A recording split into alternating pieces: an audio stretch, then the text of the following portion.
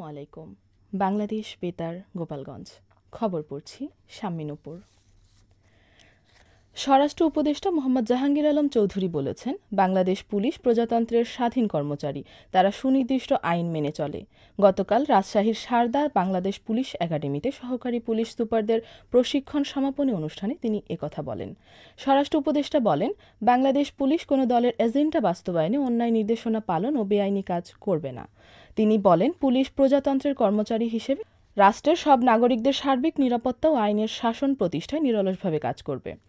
নবীন police কর্মকর্তাদের উদ্দেশ্যে তিনি বলেন, দায়িত্ব, পেশাদারিত্ব, আন্তরিকতা, নিষ্ঠা ও দায়িত্বশীলতার সঙ্গে কর্তব্য পালন করতে হবে।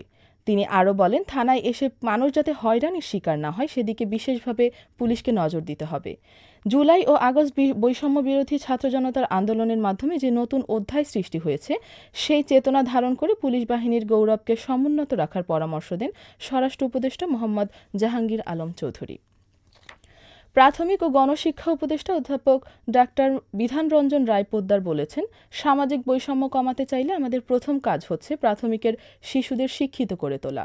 গতকাল চাঁপাইনবাবগঞ্জ জেলা প্রশাসক সম্মেলন কেন্দ্রে মানসম্মত প্রাথমিক শিক্ষা নিশ্চিতকল্পে জেলা প্রশাসন এবং প্রাথমিক শিক্ষা সংশ্লিষ্ট কর্মকর্তাদের সাথে মতবিনিময় সভায় তিনি একথা বলেন। প্রাথমিক ও গণশিক্ষা উপদেষ্টা বলেন, প্রাথমিক স্কুলের শিক্ষা ব্যবস্থা খুব একটা ভালো না। বিত্তশীলদের সন্তানরা ভালো স্কুলে চলে যায়, প্রাথমিকে শুধু মধ্যবিত্ত, নিম্ন মধ্যবিত্ত ঘরের সন্তানরা যায়। তিনি বলেন, আমাদের মূল টার্গেট হলো শিশুদের স্বাক্ষর করে তোলা, যেন তারা নিজের ভাষায় লিখতে পারে, নিজের ভাষায় পড়তে পারে ও মনের ভাব প্রকাশ করতে পারে। তিনি আরও বলেন, অন্যান্য বিষয়ের পাশাপাশি গণিত ও বিজ্ঞান, এই দুটি বিষয় শিশুদের তৈরি করতে হবে। একটি হলো লিটারেসি, আরেকটি হলো নিউমারেসি বা গাণিতিক ভাষা। ডাক্তার বিধান রঞ্জন রায় পোদ্দার বলেন, শিশুর পরিপূর্ণ বিকাশে খেলা, সঙ্গীত, চিত্রকলা চর্চা ইতিবাচক ভূমিকা রাখে।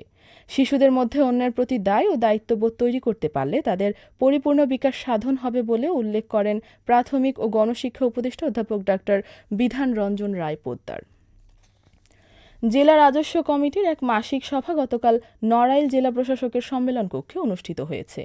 সভায় জেলার সার্বিক ভূমি ব্যবস্থাপনা, জলাশয় ও পানি সম্পদের সুষ্ঠু ব্যবহার, রাজস্ব সংক্রান্ত যাবতীয় আবেদন, অভিযোগ ও মামলার দ্রুত যথাযথ নিষ্পত্তি, বিভিন্ন সরকারি প্রকল্পের দ্রুত বাস্তবায়ন সম্পর্কে সংশ্লিষ্টদেরকে প্রয়োজনীয় দিক নির্দেশনা প্রদান করা হয়।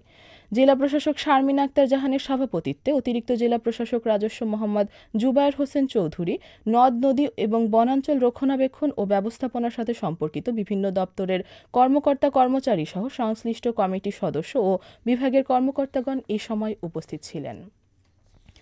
এদিকে জেলা কৃষি ঋণ বিতরণ কমিটির এক সভা গতকাল নড়াইল জেলা প্রশাসকের সম্মেলন কক্ষে অনুষ্ঠিত হয়েছে। সভায় নির্দিষ্ট সময়ের মধ্যে বকেয়া ঋণ আদায়, সহজ শর্তে কৃষকদের মাঝে ঋণ বিতরণ বিষয়ে সংশ্লিষ্টদের নির্দেশনা প্রদান করা হয় এবং এ বিষয়ে সংশ্লিষ্টদের সজাগ থেকে কাজ করার আহ্বান জানানো হয়।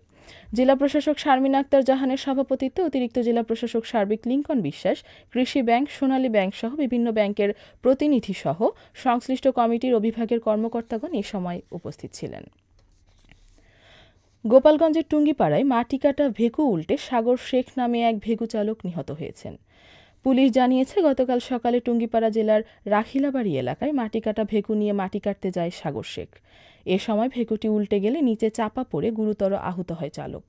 পরে স্থানীয়রা তাকে উদ্ধার করে গোপালগঞ্জ 250 শয্যা বিশিষ্ট জেনারেল হাসপাতালে নিয়ে গেলে কর্তব্যরত চিকিৎসক তাকে মৃত ঘোষণা করেন।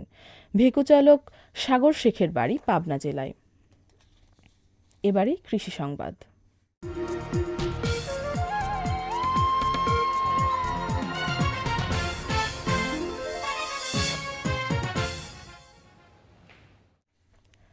গোপালগঞ্জ জেলার কাশিয়ানী উপজেলায় এবছর হাইব্রিড, উপসি ও স্থানীয় জাতের 12,452 হেক্টর জমিতে বোরো ধানের চাষ করা হয়েছে। উপজেলা কৃষি অফিস জানিয়েছে, আবহাওয়া অনুকূলে থাকলে জেলার এসব জমি থেকে এবার 62,260 মেট্রিক টন ধান উৎপাদন হবে বলে আশা করছে কৃষি বিভাগ। খেলার খবর, ক্রিকেট।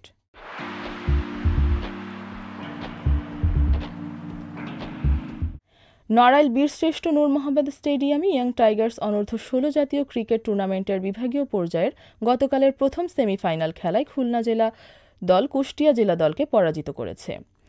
কুষ্টিয়া জেলা দল প্রথমে ব্যাট করে ৪৯ ওভারে সবকটি উইকেট হারিয়ে ১৫০ রান সংগ্রহ করে। জবাবে খুলনা জেলা দল ৪৯ ওভারে ৩ বলে ৭ উইকেট হারিয়ে ১৫১ রান সংগ্রহ করে জয়লাভ করে। টুর্নামেন্টে কুষ্টিয়া, সাতক্ষীরা, খুলনা ও যশোর জেলা দল অংশগ্রহণ করেছে।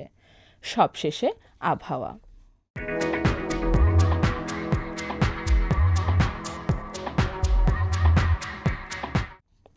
আজ বেলা ১টা পর্যন্ত আবহাওয়ার পূর্বাভাসে বলা হয়েছে, দেশের অভ্যন্তরীণ নদীবন্দর সমূহের জন্য কোনো সতর্ক বার্তা নেই এবং কোনো সংকেতও দেখাতে হবে না। খবর শেষ হলো। আমাদের পরবর্তী খবর প্রচারিত হবে সকাল ১০টা বেজে ৩০ মিনিটে বাংলায়।